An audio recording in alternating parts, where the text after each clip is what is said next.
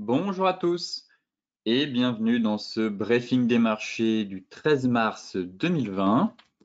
Avant de commencer, je vous laisse prendre connaissance de l'avertissement légal sur les risques.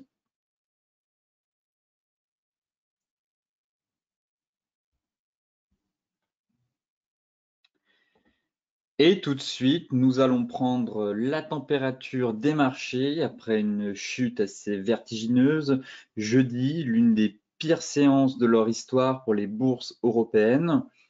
Tout d'abord, la déception qui a accueilli les décisions de la Banque centrale européenne, ayant amplifié justement la chute provoquée dès l'ouverture aussi par la décision de Donald Trump d'interdire le territoire américain aux ressortissants de la majeure partie des pays de l'Union sur fond de pandémie mondiale.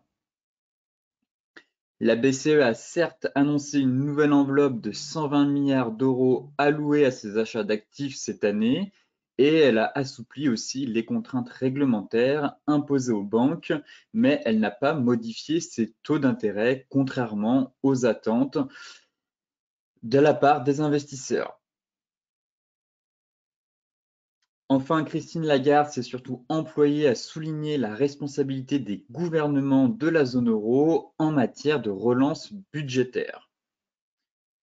Alors la baisse était déjà forte avant les annonces de la BCE. Certes, la décision de Donald Trump de fermer pour 30 jours les frontières des États-Unis aux voyageurs en provenance des 26 pays de l'espace Schengen pour lutter contre la propagation de l'épidémie ayant ravivé la peur d'une quasi, on va dire, paralysie de l'économie mondiale.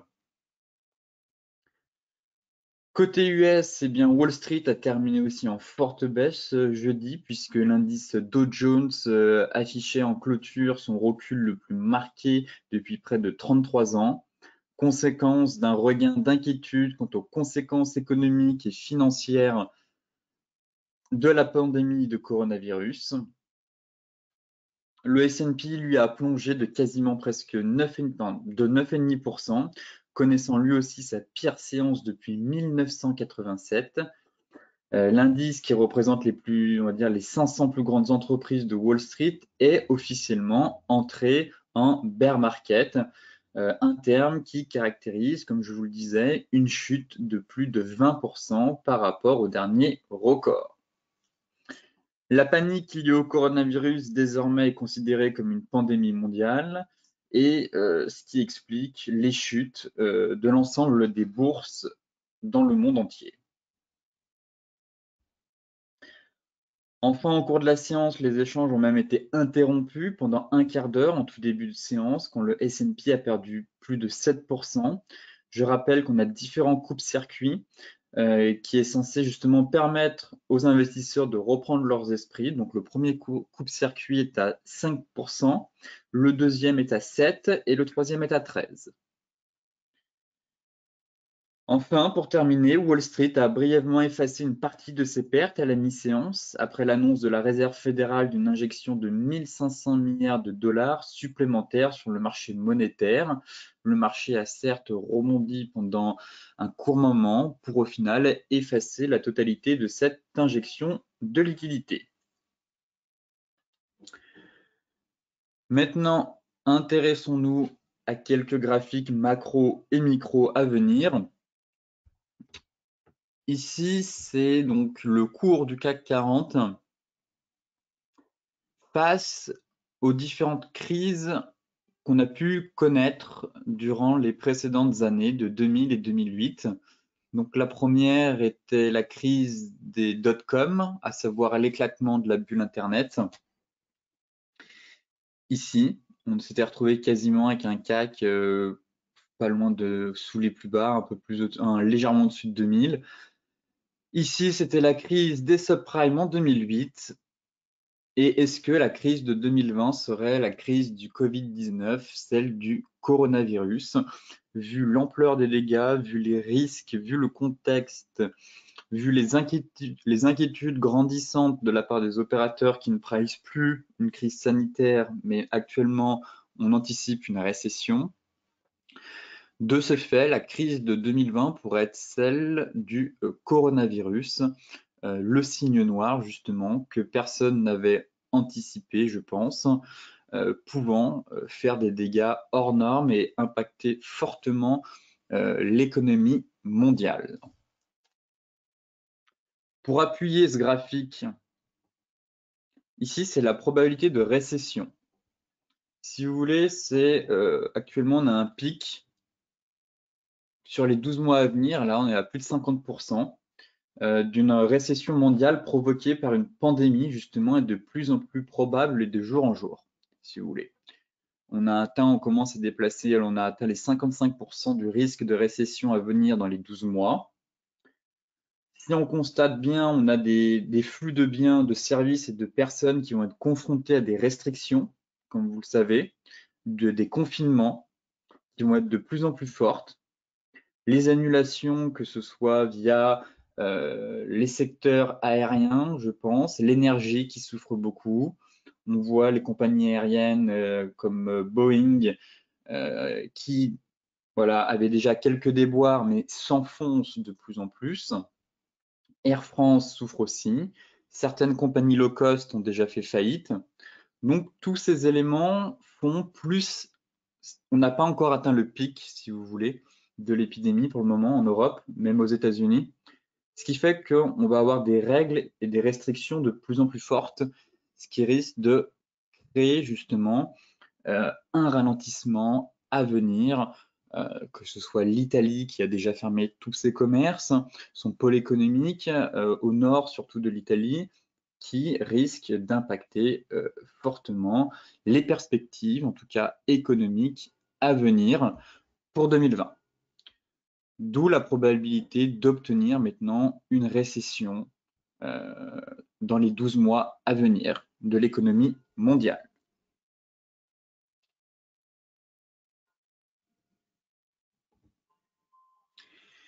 Ici, c'est un graphique de la psychologie des marchés que je vais sûrement utiliser pour mon webinaire sur money management et psychologie des marchés, mais je voulais déjà vous donner un avant-goût de ce que cela pouvait être et de vous montrer dans quelle phase on se situe et quels sont les cycles, du moins des opérateurs et des marchés. On était dans une phase d'optimisme, d'euphorie même. Ici, on était sur des indices complètement perchés, dans une hausse qui était intenable dans le long terme, surtout sur les indices américains. On a eu un choc. Le choc, ça a été le coronavirus qui est venu impacter. Au début, on se disait non, c'est pas bien grave. On a connu le SRAS aussi en 2003. Les marchés vont monter. On a les banques centrales en soutien. Les banquiers centraux vont faire le travail. Finalement, on se rend compte que ce n'est pas le cas. On a quand même eu une déception de la BCE. Certes, il lui reste d'autres outils à la BCE, comme à la Fed et comme à d'autres gouvernements, mais pour le moment, il n'y a pas une cohésion, si vous voulez, de la part des banquiers centraux pour répondre aux problèmes actuels. De ce fait, on a eu cette semaine un enchaînement de déceptions toute la semaine, que ce soit Trump avec son discours, que ce soit la Fed, que ce soit la BCE, que ce soit la BOE, ça a été un carnage total puisqu'il n'y a eu aucune action, je trouve, une cohésion de la part des États, on souhaite une Europe fédérale, mais il n'y a aucune action commune, je trouve, pour tenter de mettre fin à cette hémorragie. Ici, est-ce qu'on ne serait pas en fait dans une phase de déni, tout simplement, où beaucoup pensent que c'est les soldes. Ils se disent les marchés sont bas, ont beaucoup chuté, on a perdu 35%. Ça ne peut que monter, les banquiers centraux sont là. Et finalement, on est dans cette phase où on se pense que voilà, ça a suffisamment chuté et que c'est le moment de rentrer sur les marchés parce que c'est pas cher. Finalement, voilà ce qui se passe derrière. C'est crainte, désespoir, panique, capitulation. Alors certes, hier, on a eu une séance de capitulation. Vraiment, moins 10, moins 12 sur les séances européennes et US, c'est ce qu'on peut appeler une séance de capitulation. Toutefois, vu l'ampleur du mouvement depuis 2 semaines, vu le flux, vu la taille des bougies, on peut considérer en fait qu'on serait juste dans ce stade-là de déni et qu'en fait, le pire est peut-être devant nous, tout simplement. On est dans un crack. Le rebond va arriver, va se mettre en place. Actuellement, le CAC prend +4. Mais est-ce que derrière, finalement, ce ne serait pas un rebond pour aller chercher plus loin? Si on part comme une crise du style de 2000 ou de 2008, le CAC n'avait pas perdu 35%. Le CAC avait perdu bien plus. Donc, ce serait une correction d'au moins 50%. Voilà l'intérêt de vous montrer ce tableau et de prendre du recul, surtout, et de se dire, observer la phase. Il y a des rebonds à prendre, il y a des opportunités à court terme, mais à long terme, est-ce qu'on est finalement dans une phase de solde où ça y est, tous les problèmes vont être résolus? Je ne pense pas. Actuellement, comme je vous le disais, le pic n'a pas été encore atteint. Nous n'avons pas encore eu les chiffres du mois de février et du mois de mars. On ne sait pas comment l'économie italienne va se réveiller, enfin du moins va être confrontée à ce choc et comment elle va encaisser plutôt cette pandémie.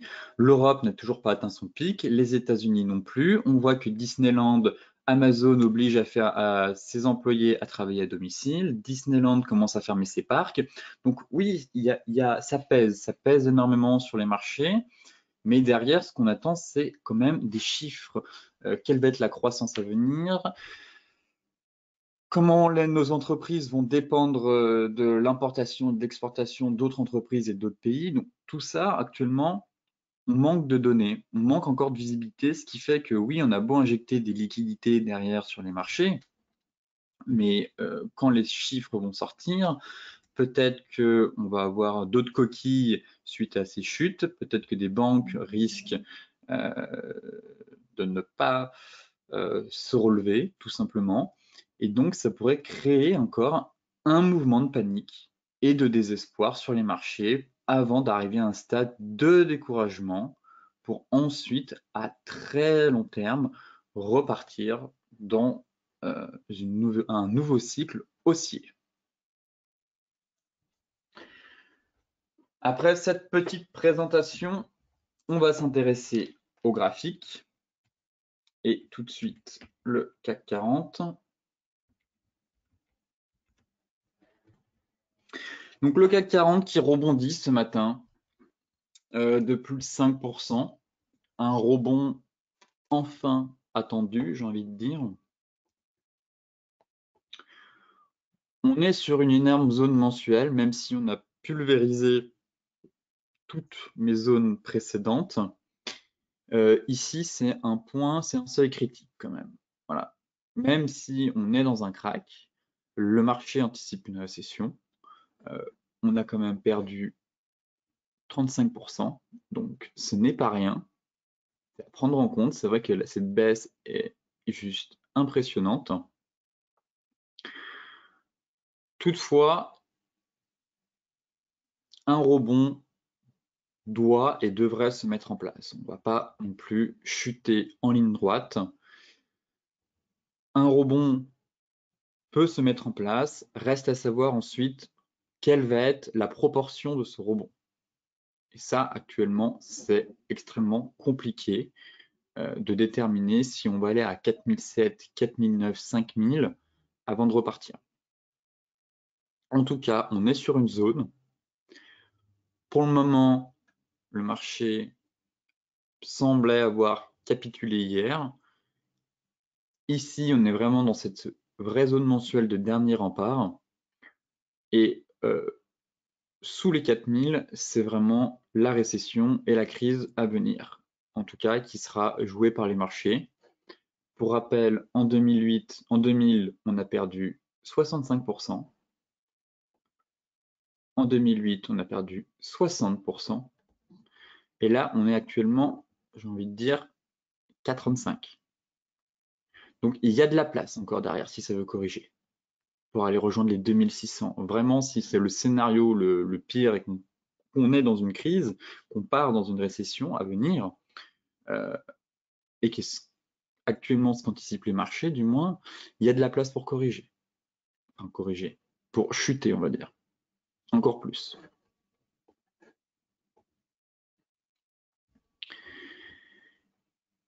Effectivement, le marché ici tente de reconquérir les 4300, les 4400 points.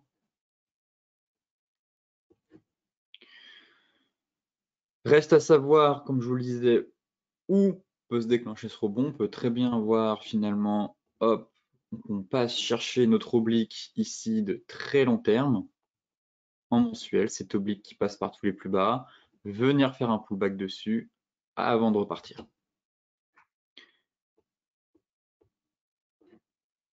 Actuellement, le marché est très dangereux. Ce qui se passe, c'est historique. On assiste à des baisses où c'est du jamais vu sur les marchés. On enchaîne des gaps. Vous voyez ici, on perdait 8.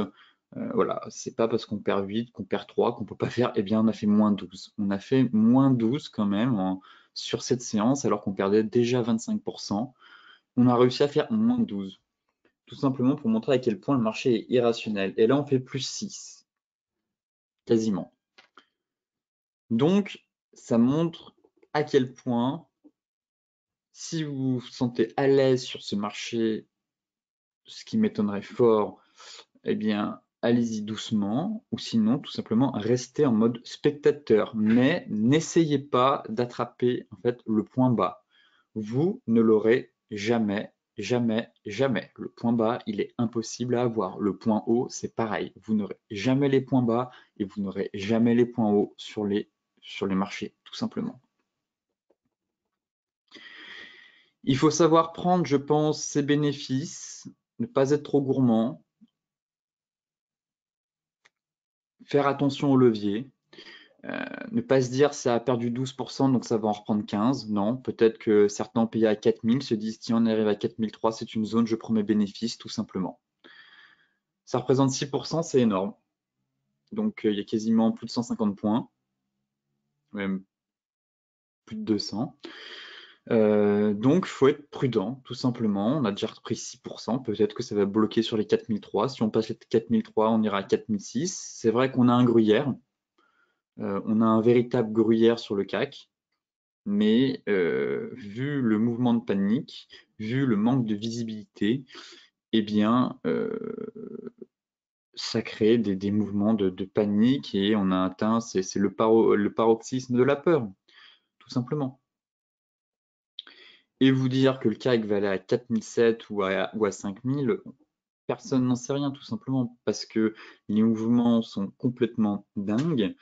Un rebond, oui, va se mettre en place. Je pense qu'à partir de 35%, et vu la zone ici, on est quand même sur un gros niveau. Hein. On parle des plus bas de 2014 et de 2016. Donc, beaucoup s'attendent, moi-même le premier, je m'attends du moins à une réaction du marché, actuellement qui est en cours, pour rebondir, en tout cas. Mais à court terme. À court terme, je tiens à préciser vraiment, un rebond, ici, on a peut-être fait un top, un creux de court terme, tout simplement. Ça va être très long et très compliqué pour aller chercher les gaps qui est ici. Peut-être qu'on va mettre des années. Ce qui s'est passé, c'est que il y a eu des dégâts, il y a eu beaucoup de dégâts sur l'indice, et que ça va être compliqué à réparer. Voilà. C'est ça qu'il faut surtout retenir, et qu'on ne va pas remonter comme ça en ligne droite, parce que Macron nous a dit hier dans son discours qu'ils allaient mettre tous les moyens, tous les budgets, tous les moyens financiers pour soutenir l'économie, l'Europe. Non, il y a eu des dégâts, ça a laissé des séquelles. Les opérateurs ont besoin de prendre du recul sur ce qui se passe actuellement, de voir le marché avec un œil un peu plus neuf, mais ça ne va pas se faire en ligne droite. on va plutôt consolider et au contraire, avec les événements à venir dans les jours qui viennent, eh bien, ça risque d'être très long avant d'aller retourner sur des plus hauts ou même d'aller chercher des 5005 points. Là, actuellement, on est à plus 6,5, vous voyez, ça reprend quand même bien après cette baisse, mais c'est pas pour autant que c'était le point bas. C'est surtout ça qu'il faut retenir. Voilà concernant le CAC 40. Pour le DAX, c'est la même chose. On reprend 5,5. Le mal est fait. Le mal est fait sur le DAX. On est dans ma zone. Voilà, on a une grosse zone ici, 5325. On a une accumulation de mèches. En dessous de ça, c'est récession type crise. Et on ira chercher plus bas, voire les 8000 ou les 6950. Je ne peux pas ignorer ce double top, qui est quand même une des figures chartistes qui fonctionne le mieux, en tout cas d'un point de vue technique. Qui plus est sur des plus hauts historiques. Pour le moment, cette figure est validée, clairement. Un retour sur les 10 400, 10 600 est tout à fait envisageable, voire les 10 800. C'est pour ça que je vous dis, on peut avoir un point bas à court terme, ici, repartir en direction des 10 600, donc se prendre 1000 points, même plus, 1600 points depuis le point bas, avant de repartir. Donc prudence à ceux qui pensent que c'est les soldes, que le point bas vient d'être fait. On est peut-être juste au début. Étant donné la configuration, étant donné ce qui se passe, le flux de mauvaises news va continuer à s'alimenter sur les marchés. Pour le moment, on est allé un peu bas, enfin très bas, très vite, surtout. On perd 33 sur le DAX, ce qui est quand même du jamais vu. Donc oui, un rebond doit enfin se mettre en place quelque part. On ne va pas perdre 45 en ligne droite. Peut-être qu'on va lâcher, hein, cette fois on va complètement lâcher. Mais vu ce flux, honnêtement, quand je vois un flux comme ça, des bougies de cette position, si je me mets en trimestriel, voilà, juste la taille des bougies me montre qu'un flux énorme est en train de se mettre en place et que, comme je vous le disais, des dégâts ont été faits et qu'on pourrait très bien aller chercher bien plus bas, à savoir l'objectif théorique à 6950 si vraiment les marchés anticipent une récession assez de grande ampleur pour l'économie mondiale. Donc voilà la prévision, pareil, sur le DAX. On a un gruyère, on a un véritable gruyère, mais on peut rebondir. On peut rebondir en tout cas, on peut aller chercher les 10 400. Oui, c'est tout à fait possible. On peut très bien consolider encore dans un range pendant 4-5 mois entre 9000, 9004 et 10006, hein, un énorme range de 1000 points. Et puis au final, derrière, la macro ne suit pas, les fondamentaux se dégradent, des entreprises tirent la sonnette d'alarme parce que l'impact a été trop violent, que malgré les mesures budgétaires, certaines n'arrivent pas à se relever. Et donc, au final, le marché anticipe, enfin, du moins continue de pricer la récession à venir pour 2020-2021. Donc, prudence, notez les zones sur vos graphiques, mais si vous n'êtes pas à l'aise tout simplement avec cette phase de marché, eh bien, j'ai envie de vous dire, restez spectateur, car ne pas trader, c'est trader. Concernant le Dow Jones,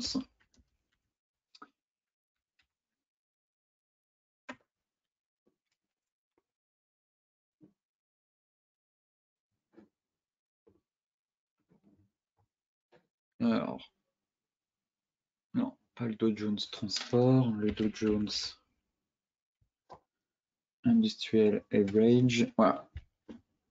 Le Dow Jones, voilà, on a atteint un point vraiment critique, faut dire ce qui est, puisque ce niveau représentait la limite du bear market, tout simplement, et que ça se dégrade aussi, mais avoir un énorme rebond là actuellement pour revenir ici, pareil, c'est tout à fait envisageable. On a perdu sur l'indice américain là 28%. 28% en seulement quasiment à peine 3 semaines. Donc oui, on est allé très bas, mais ne pensez pas que le point bas a été fait ici. C'est surtout ça que je pense. Pour rappel, on a une énorme bougie flux trimestrielle. Certes, elle n'est pas clôturée. Là, actuellement, on est au plus bas. On a un avalement. Donc, il reste 2 semaines pour tenter de sauver cette bougie. Mais même si le marché remonte à 24 700, l'avalement sera encore là.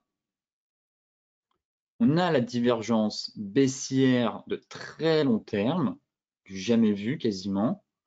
Une magnifique divergence. Si je reprends la dernière vague de hausse, moi qui utilise les divergences dans mes analyses quotidiennes depuis maintenant des années, donc je connais un peu ce process, ce setup et la fiabilité. L'objectif, ce serait d'aller chercher voilà, les 50% de retracement vers les 18 000. Donc il y a de la place, vraiment, si le marché doit continuer à chuter et pricer une récession,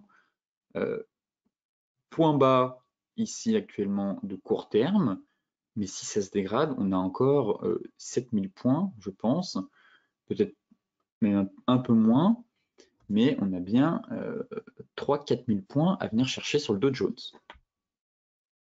Et vous voyez que mes alignements de Fibonacci correspondent quand même à des niveaux assez propres, je trouve. Que ce soit les retracements ici, on a eu buté pendant des mois, ou les points bas. On a notre oblique qui passe par tous les plus hauts qui viendrait justement renforcer ce niveau. Donc ici, on a une zone chaude à 18 100. Si on enfonce, ce serait d'aller plus bas. Mais en tout cas, c'est pour vous montrer qu'on a des signaux et qu'il ne faut pas croire parce que certaines actions sont complètement à terre. Quand je pense à Total, il est vrai que voir du Total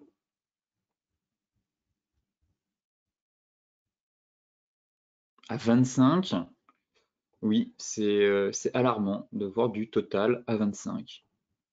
Voilà, sur des plus bas. Voilà. Même en 2008, on n'était pas descendu si bas, tout simplement. Voilà, on est sur des plus bas, voire du Total à 25. On peut se dire, oui, non, mais on est allé trop bas. Je suis d'accord, on est allé très bas, ça fait très mal, mais il y a encore de la place. C'est ça qu'il faut se dire. Du moins, d'un point de vue de l'analyse technique, comme on le voit sur le DAX, le Dow Jones, Total est peut-être trop chuté, mais Total peut très bien aller à... Pourquoi Total pourrait pas aller à 20? Actuellement, Total pourrait très bien aller à 15. Donc, prudence, quand je vous dis sur le point bas, actuellement ça rebondit, plus 8 sur Total, mais le pire est peut-être devant nous. Pareil pour le S&P.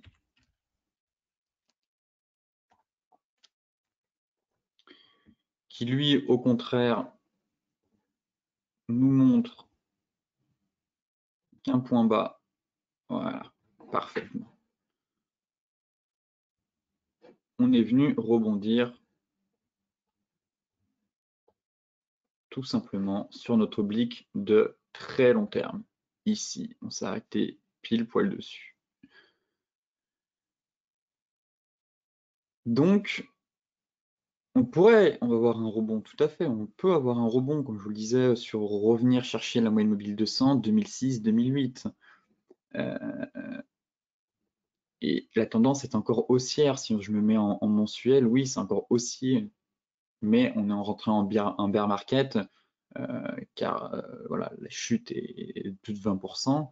Mais oui, si on se regarde comme ça, finalement, on se dit, bon, bah, la chute n'est pas si impressionnante que ça. Si je cale mon oblique, hop, voilà.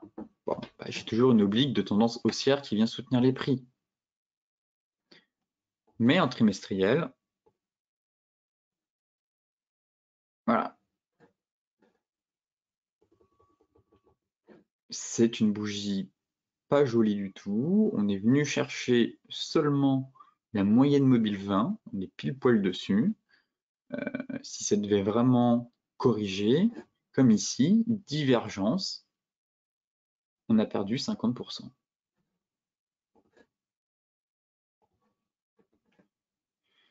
Vous voyez, ici en 2000, la divergence baissière sur RSI. Voilà. On a même pris plus de 50%. Si tu prends vraiment là, on a retracé 61,8.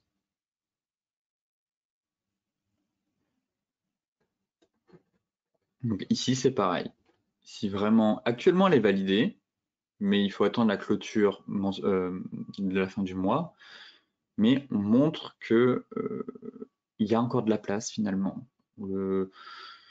Goldman Sachs prévoit une chute à 2420, il me semble, et une reprise à la fin de l'année à 3020. Bon, à un moment donné, je pense qu'il faut être réaliste, remettre les pieds sur terre. Vu ce qui se passe, c'est du jamais vu, donc personne n'a une boule de cristal pour dire oui, on va retourner à 3020, étant donné le flux. Moi non plus, je n'ai pas de boule de cristal pour vous dire ça se trouve, on n'ira pas chercher les 2100. Mais en tout cas, j'essaye de vous montrer qu'on a fait un top de très long terme, qu'il y a des dégâts, qu'il y a des séquelles et qu'on ne va pas y retourner tout de suite. Vu ce qui se passe sur les marchés, vu la psychologie des marchés, ça va être très long et on risque de mettre peut-être plusieurs années avant de retourner là-haut. Et que pour le moment, d'un point de vue, je parle uniquement d'un point de vue de l'analyse technique, eh bien, des signaux plaident, que ce soit sur le DAX, le Dow Jones, le S&P, le Nasdaq, pour une correction plus profonde à venir des marchés dans les semaines et les mois qui viennent. Voilà le tour d'horizon des indices qui était essentiel de faire, du moins que je le fasse, pour vous montrer l'importance du flux qui est actuellement en place et de ne pas chercher à attraper le point bas car vous ne l'aurez jamais. C'est comme le point haut, vous ne l'aurez jamais. Actuellement, il faut attendre que la poussière retombe, que les marchés se stabilisent, ce qui est le cas actuellement, que la psychologie des investisseurs soit moins impactée, et que la peur et que le paroxysme de la peur ait été atteint, tout simplement. Et qu'on commence à se dire, ok, on est peut-être allé un peu vite, un peu bas, même très vite, très bas. Ainsi, reprenons nos esprits, tout simplement pour un rebond après moins 35 sur les bourses européennes, moins 20, moins 30 quasiment sur les bourses US. Mais derrière, est-ce que ce rebond qui est actuellement en train de se déclencher est le point bas? Je n'en suis pas si sûr. Vu les signaux techniques de très long terme, eh bien, qui plaident en tout cas pour une poursuite de la baisse, actuellement on est plus sur un point bas de court terme qu'un point bas de long terme. Voilà la grande parenthèse en tout cas qu'il fallait faire sur les indices. Passons au Forex. Eh bien, le Forex, eh bien, tout simplement, la BCE est venue gâcher la fête concernant l'eurodoll.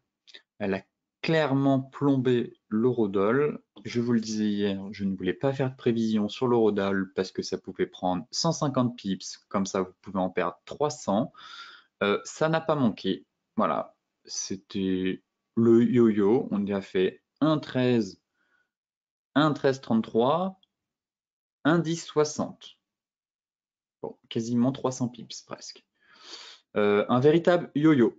Donc ça servait à rien de trader l'eurodoll hier et d'être face à une BCE. Actuellement, on est venu chercher la zone de polarité à 1,1075. Donc ça, c'est vraiment la grosse zone. Si on passe en dessous, c'est clairement, ça va repasser baissier. L'eurodoll, tout simplement. C'était la zone à protéger. C'est le cas. J'attends de voir la clôture hebdomadaire du jour pour me dire finalement, eh bien, on a retracé 61,8, ce qui est quand même assez propre techniquement. On est allé chercher au pips près les 61,8. Vraiment, c'est d'une propreté, vu cette volatilité qu'il y a sur les marchés, eh bien, l'eurodoll, au point près, vient chercher les 61,8 pour le moment. Donc, grosse correction. Sous les 61,8, on repart en tendance baissière sur l'eurodoll. Au-dessus de ce niveau, au-dessus des 50, et j'aimerais vraiment les 1,1180 même. J'aimerais une clôture au-dessus des 1,1180.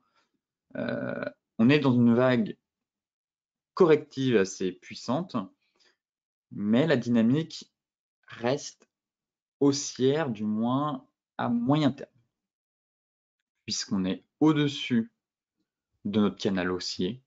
Voilà. Même si j'aime pas du tout la tête de cette bougie, en mode gros échec sur notre résistance ici. En même temps, voilà, il fallait quand même s'attendre à un repli de l'eurodoll, mais là, le flux a été costaud. Derrière, voilà, on est à la croisée des chemins. 1,11,8, les 50% sont juste en dessous. Soit, comme je vous le disais, c'est gros pullback sur notre bas de canal, la borne haute de notre canal et notre support horizontal, et on repart doucement à de nouveau reconquérir la résistance. Soit sous les indices 75, et bien finalement c'était une fausse sortie. Bon, là actuellement ça reste en tendance haussière, on reste sur une tendance qui est une fin de tendance baissière, une reprise de tendance, de nouvelle dynamique haussière, mais sous les indices 75, et bien finalement, ça risque d'être compliqué. Voilà, le niveau à sauver, ce serait le mieux les 1,12. On a réussi à clôturer une première fois au-dessus des 1,12. Mais là, cette énorme bougie avec un gap, cette mèche qui réintègre sous les 1,1180, prudence. On est à la croisée des chemins sur l'eurodoll. La divergence 4 heures a parfaitement bien fonctionné au final. Voilà, une belle divergence sur zone, donc peut-être que certains l'ont prise. J'évoquais ça en début de semaine, de cette magnifique divergence. Parfaitement bien fonctionné, hein. L'objectif c'était les 50, on allait chercher les 61,8, donc juste parfait. Pour le moment, la neutralité prévaut. Voilà, on est borne haute du canal baissier, support horizontal, objectif théorique de la divergence baissière atteint, donc voilà, prise de recul maintenant, je ne suis pas dans un scénario haussier, je ne suis pas non plus dans un scénario baissier car je n'ai pas les signaux techniques. La dynamique haussière a beaucoup souffert avec cette vague qui était quand même assez puissante, mais là, voilà, en attente, tout simplement en attente de savoir si on enfonce et qu'on repart dans une dynamique haussière ou au contraire, c'était de l'excès et on repart à la conquête des 1,1460 $. L'euro GBP, objectif atteint, donc là totalement neutre. Sortie du triangle magnifique, on l'évoquait en début de semaine dans les stratégies bourse, que la sortie du triangle pouvait amener au 0,895. Je considère qu'à 5 pips, 7 pips, l'objectif a été atteint. Donc, je passe neutre sur cette paire. Un objectif majeur a été atteint, comme vous pouvez le voir ici, les 0,895. C'est un gros niveau, voilà, qu'on est venu travailler. Donc, neutre. La dynamique est clairement haussière, ça oui, il n'y a pas de doute, hein, ça reste haussier, c'est haussier.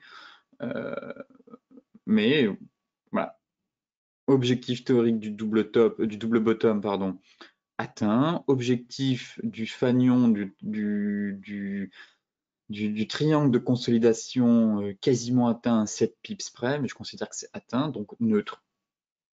Haussier, mais j'irais pas dire l'euro va aller à 0,93, vous voyez. On a quand même fait une belle hausse depuis le point bas sur le bas du range ici. On franchit la zone d'équilibre du range de moyen terme. On a des bougies flux, donc oui, c'est très beau, mais là, voilà, je marque une pause. On est sur un gros niveau actuellement et je passe pas haussier sous une résistance. Voilà, j'achète pas une résistance. J'attends que ça casse pour me dire, tiens, il y a de la place pour rejoindre les 0,9060, 0,9050. Mais là, je considère qu'un objectif majeur a été fait, même si d'un point de vue du range, effectivement, cela ouvre la voie à une poursuite en direction de la borne haute. Toutefois, pour le moment, force est de constater qu'on a un gros niveau au-dessus de notre tête, donc prudence sur les achats. Au contraire, si vous étiez achat sur la borne basse, je pars du principe que là, il faut encaisser une bonne partie de ses bénéfices. Vendre, je ne pense pas, tout simplement. Je n'ai pas de signaux baissiers, de consolidation peut-être à venir. En tout cas, être acheteur ici n'est pas opportun.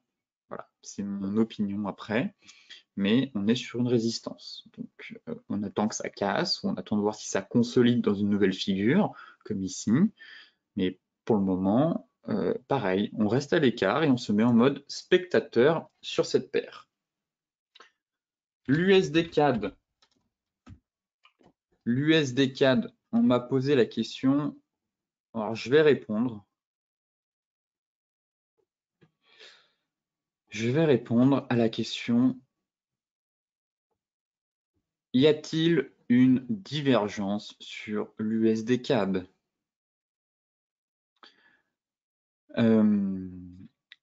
La réponse est non. Alors peut-être qu'elle va se valider, mais à votre place, je ne prendrai pas cette divergence pour deux raisons. Tout simplement pour celles et ceux qui ont suivi le webinaire sur les divergences, eh bien une divergence, ça se trace en passant comme il faut par les sommets. Or, là, pour rejoindre mon point bas ici et mon point haut, je suis obligé de couper. Vous voyez, ici, je coupe mes bougies. Donc, ce n'est pas joli, ce n'est pas une belle divergence. J'aurais préféré une divergence comme cela. Voilà, ici. Plus joli déjà. Là, le fait de couper ma ligne pour rejoindre mes points fait que cette divergence n'est pas jolie et a une probabilité de succès bien plus faible que si elle correspondait à tous les critères que j'ai évoqués lors de ce webinaire. Donc, premier critère, c'est ça. Deuxième critère, eh bien, on est sur support, tout simplement. Donc, vendre ici sur support, alors certes, elle va peut-être se valider si on descend à 1,3775, puisqu'il voilà, n'est pas totalement validée, mais il manque peu. Et à mon avis, si on bat 1,3770, elle se valide. Mais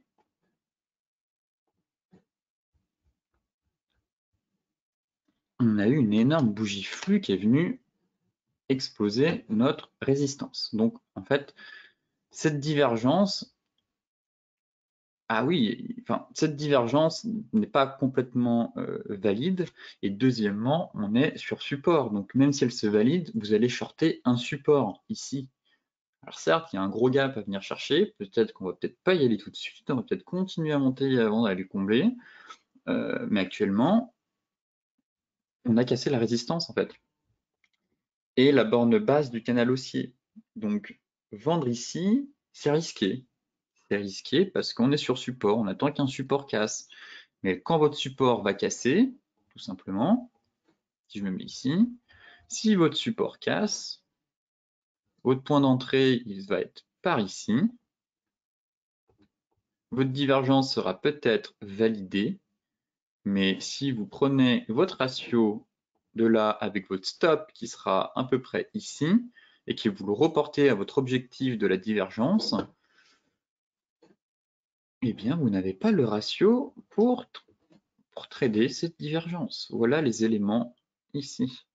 même si on peut viser plus bas le comblement du gap, mais c'est les 50% normalement de la dernière vague de hausse. On peut même prendre celle-là pour faire plus, c'est-à-dire en étant vraiment gourmand, je trouve, mais les 50% sont là. Ici. Donc vous allez rentrer sur cassure de support ici, mettre un stop ici pour viser 50%. C'est mauvais. Voilà. Ça, ce n'est pas du bon money management. Donc cette divergence, on l'oublie. Tant pis, il y en a plein des divergences, mais vous ne pouvez pas prendre cette divergence baissière sur l'USD-CAD pour voilà, le ratio qui n'est pas bon, la divergence qui n'est pas jolie, et le fait qu'on soit tout simplement sur un support, et qu'on ne soit pas un support, on attend sa cassure, et que si ça casse, et bien finalement le ratio n'est pas bon. Voilà le point complet sur l'USD-CAD, vu que j'ai eu plusieurs questions hier à son sujet. EuroCAD. EuroCAD, eh bien, ça faisait longtemps que je n'étais pas retourné dessus. Pareil, petite divergence qui s'est installée. Mais pareil, pas joli. Pas joli dans le sens où vous voyez qu'on a franchi la ligne des 50 ici. On a cassé, on est repassé au-dessus. Donc à éviter. À éviter. Certains sont peut-être rentrés ici. Bon, même le fanion de consolidation ici, vous voyez qu'on est allé au bout de l'apex, et quand on va au bout de l'apex, ça donne rien du tout, et complètement échoué. Complètement échoué.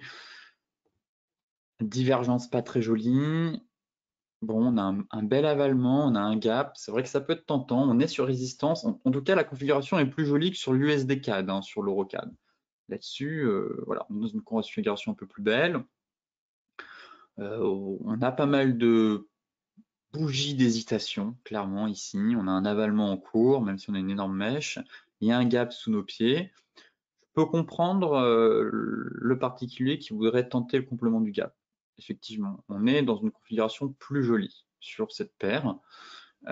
Pas comme si on avait fait tac, tac, et de se dire là je short. Non, on est sur support, attention.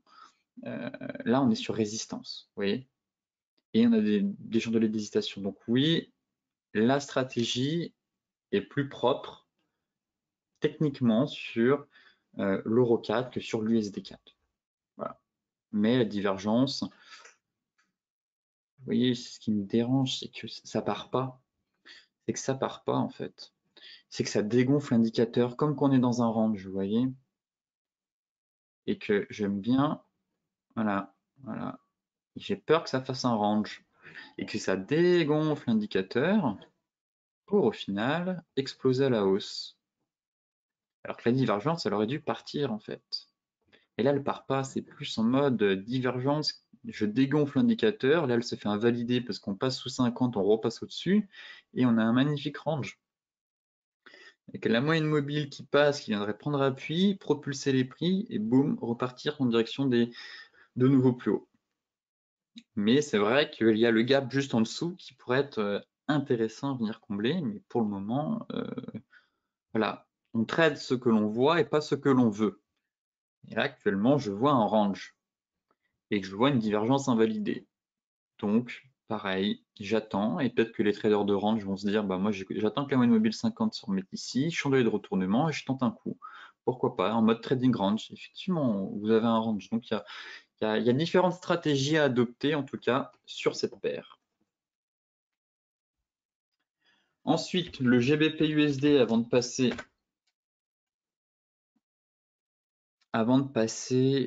aux matières premières. Bon, alors là, vrai bull trap ici en tout cas, avec l'étoile du soir de G en plus derrière qui s'est quand même bien validé. Mais bon, fausse sortie, 1,27, 1,25, on casse, voilà, on est sur une zone de support, zone de polarité. Voilà, c'est ici que tout se passe. On est vraiment sur une belle zone sur le GBP-USD. Les 1,25, 1,25,10 et on se trouve tout simplement à la croisée des chemins. Voilà. Intéressant de savoir combien on a retracé depuis. Hop là, c'est beau, c'est assez propre aussi techniquement ça. On est sur les 61,8, voilà. On est sur zone 1,25,20, 1,25,30, 61,8 de retracement de la dernière vague de hausse. Donc, pas de chandelier de retournement pour se dire, pour le moment, il n'y en a aucun. Pour se dire, boum, on va retourner sur la 27. Plutôt un flux baissier. Dans ce cas-là, ce sera un retour sur les 1,22 si on casse, je pense. Voilà, on a un gros niveau 1,22, il y a peut-être 300 pips à prendre. Là, en tout cas, en daily, on a la croisée des chemins, grosse zone de polarité ici. Bon, on évite de prendre des positions un vendredi avant le week-end et de rester over week-end et de se manger un gap haussier ou baissier. Vu la volatilité du marché, je vous déconseille d'avoir des positions avec trop de levier ou sur le forex le week-end. Tout simplement parce que le week-end dernier, on a eu des gaps à plus 2, moins 2 sur le forex et que si vous voulez préserver votre capital, eh bien, évitez l'over week-end. Voilà, petit conseil que je vous donne.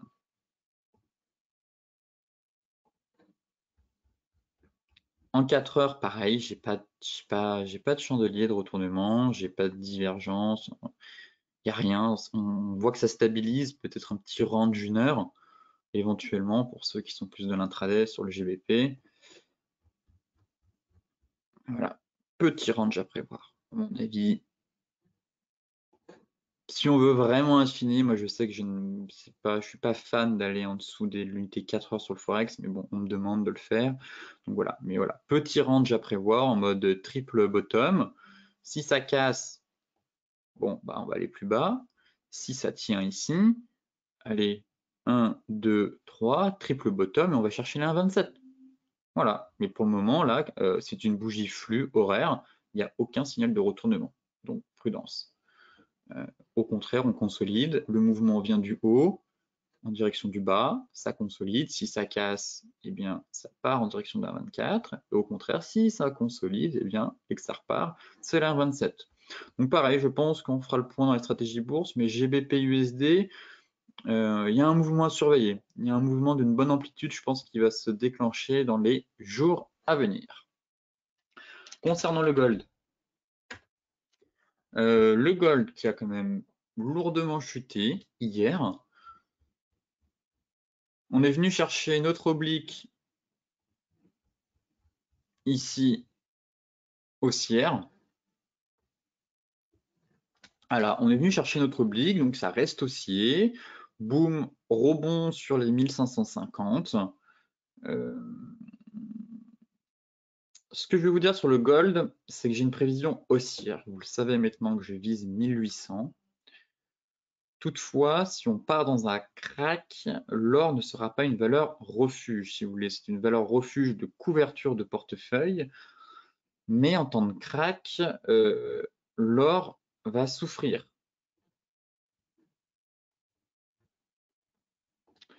Si je vous montre 2008, voilà, l'or a perdu 33% au plus bas, vous voyez? Parce qu'on était dans une phase de crack.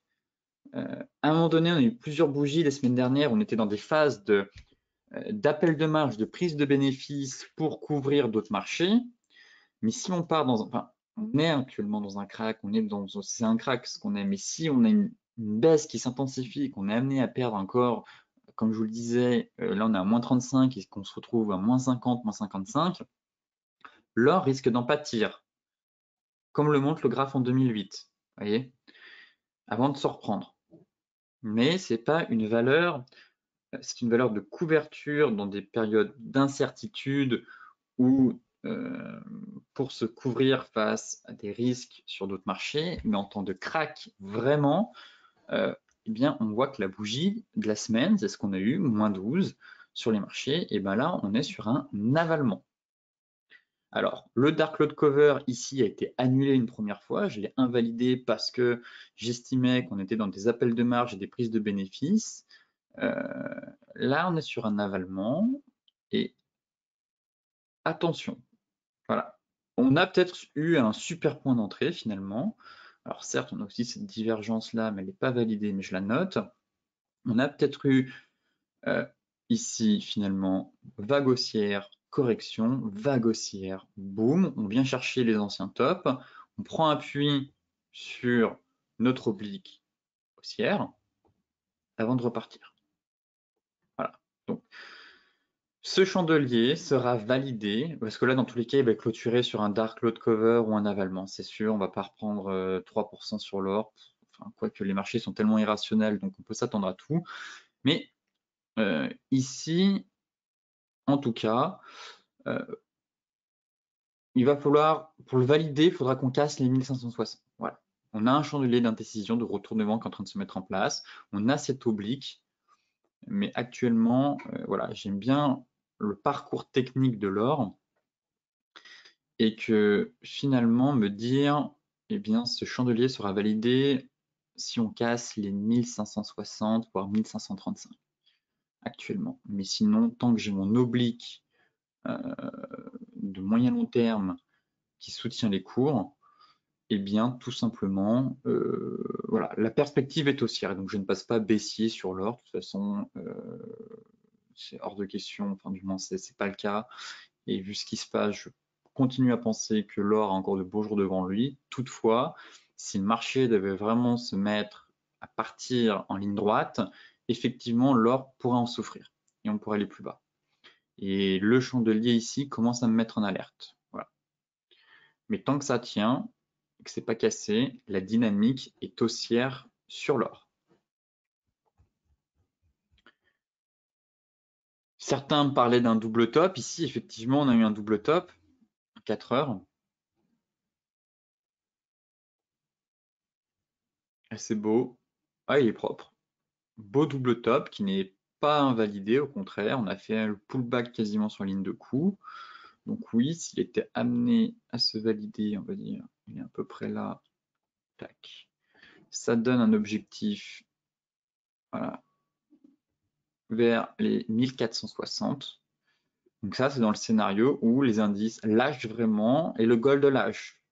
Donc scénario, on est à moins 35, on part à moins 50. Voilà. Et on aurait perdu depuis les points hauts déjà 14%. Donc on pourrait même aller chercher encore plus bas. Voilà le scénario à noter, en tout cas, sur le gold. Mais notez aussi votre droite de tendance qui passe par tous les plus bas ici.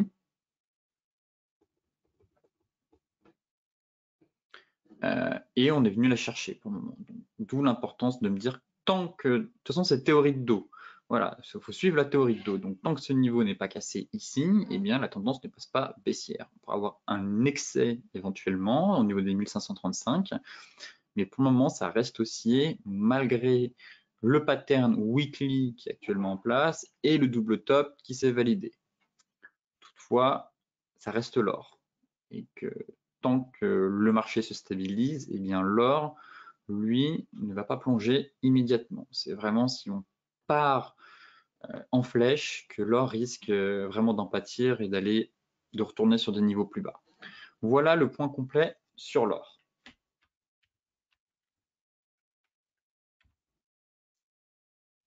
Le Brent. Le Brent qui tente de se reprendre lui aussi. On est allé chercher l'objectif théorique de notre biseau fanion horaire. Vous voyez, on est venu le chercher, pile poil, les 32, on est sorti, c'était assez propre. Donc, pour ça que je vous alertais en début de semaine sur le pétrole, de passer à l'achat. Parce que le pétrole, pareil, il a pris du plomb dans l'aile, tout simplement. Et que viser le gap était un peu ambitieux. Ce que je vise maintenant sur le pétrole, si les marchés se stabilisent, c'est un range. Voilà, un range ici de stabilisation dans un premier temps, compris entre 32 et 40, à peu près, 39-40, ici. Soit on consolide et finalement, comme j'évoquais en 2008 et même avant 2000, on avait quand même perdu 75% Ici, on avait perdu 75%, ici, on avait perdu 75%, ici, on est seulement à 63 au plus bas. Voilà, 63, alors qu'ici, on avait fait 76 et 73. Donc, il y a encore un peu de place. Voilà le scénario à moyen long terme sur le pétrole, c'est de se dire, ok, soit on part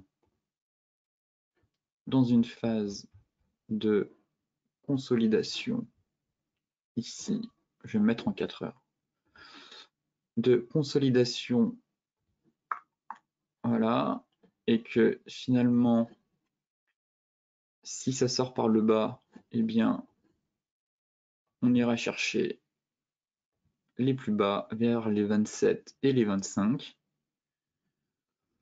Ou au contraire, le marché se réveille et double bottom. Et dans ce cas-là, on vient combler le gap. Laissez ouvert.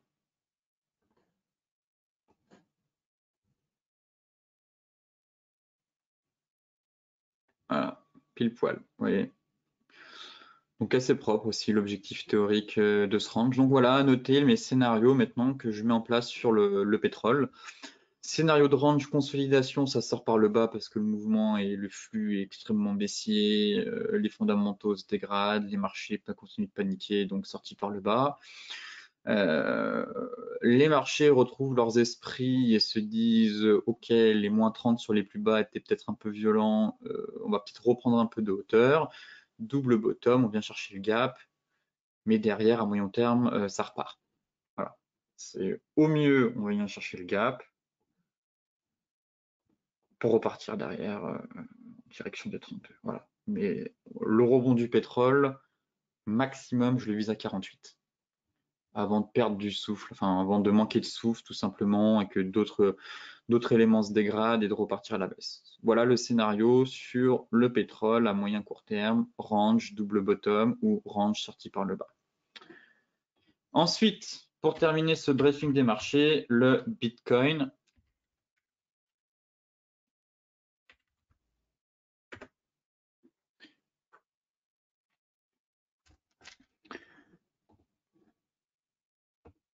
Le Bitcoin, eh bien, tout simplement, une mèche assassine. Bon, c'est la purge, hein, on passe de la valeur. J'ai écrit un article d'ailleurs dessus hier, de la valeur refuge à la grosse purge.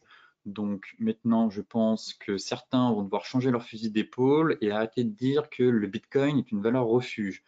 Ok, quand on perd moins 30 et qu'on a perdu, si on appelle ça une valeur refuge, eh bien, j'aimerais bien savoir, le point bas, il a été fait.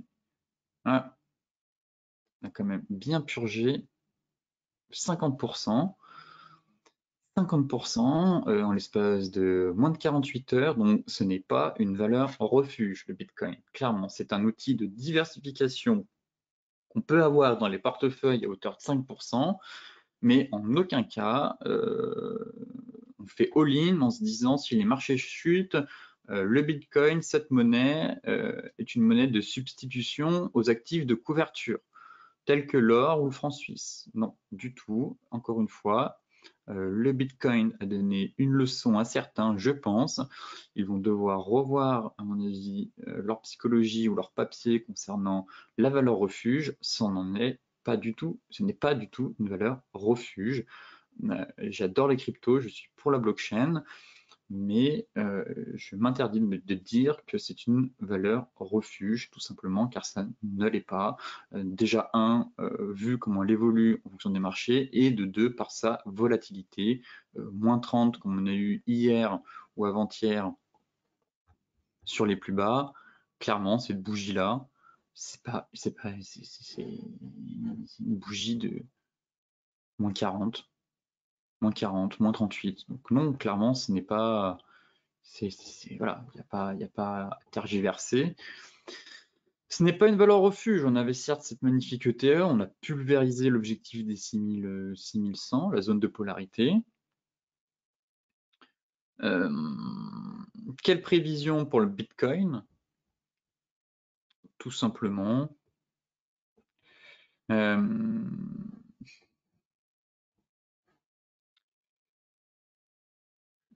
Je rédigeais mon article hier, on était quasiment à 6000, 5008, et je disais effectivement, si on enfonce la moyenne mobile 200, le risque c'est d'aller chercher les 4180, les 4975 et les 4180.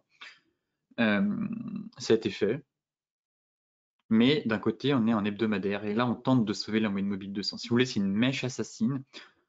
Nombreux ont dû payer ici, vraiment, au contact, comme on a eu par le passé à chaque fois, le contact de la moyenne mobile 200 weekly au contact des prix, se sont juste fait éclater par le marché.